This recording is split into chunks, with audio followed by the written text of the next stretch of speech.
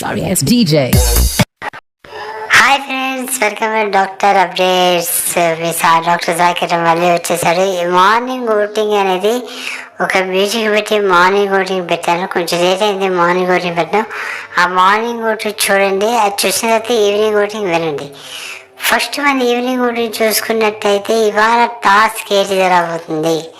దయ్యం టాస్క్ కదా. ఆల్రెడీ రీతు నేను ఆడప్పుడు అనుకునేది లోపలికి భయపడింది.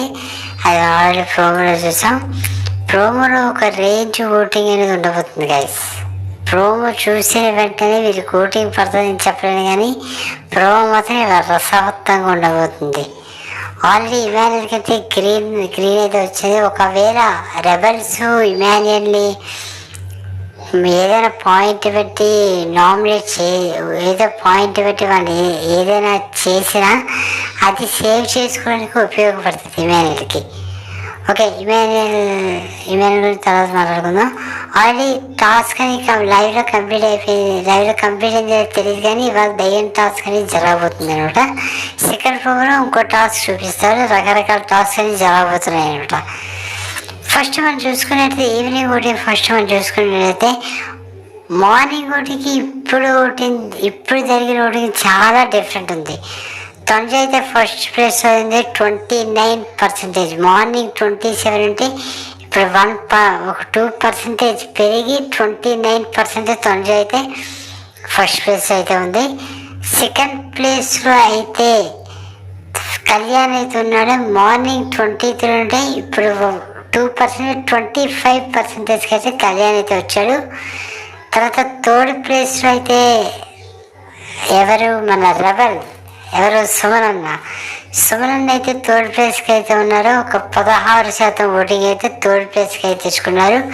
23 ఇక్కడ, 16 ఇక్కడ, 29, 23 ఎక్కడ, 23, 16 ఎక్కడ అనే రేంజ్ అయితే ఓటింగ్ అయితే పడుతుంది. సుమన్కి మాత్రం ఒక రెబల్ టాస్క్ ఆడి తన అన్ని టాస్కులు మిల్క్ దాయడం, మిల్క్ తాగడం, ఇదంతా చాలా చాలా చాలా చాలా హైప్ అయిపోయింది ఇదంతా.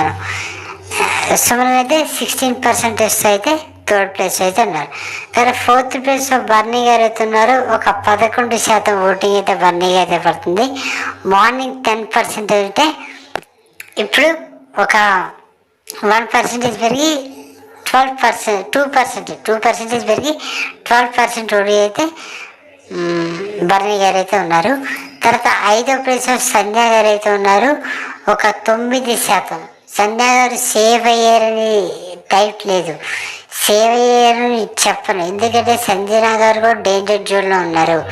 సంజన, రాము అండ్ కళ్యాణ్ అండ్ సాయి, వీళ్ళు ముగ్గురు డేంజర్ జోన్లో ఉన్నారు. వీళ్ళు ముగ్గురులో ఎవరైనా వెళ్ళిపోవచ్చు.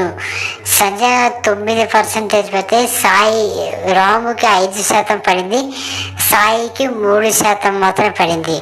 ఓటింగ్ ఇట్లాగా జరిగితే సాయి ఎలిమినేట్ తప్పదని నాకైతే అనిపిస్తుంది. డబుల్ ఎలిమినేషన్ ఉంటే సాయి అండ్ రాము వెళ్ళిపే అవకాశం అయితే ఉంటుంది.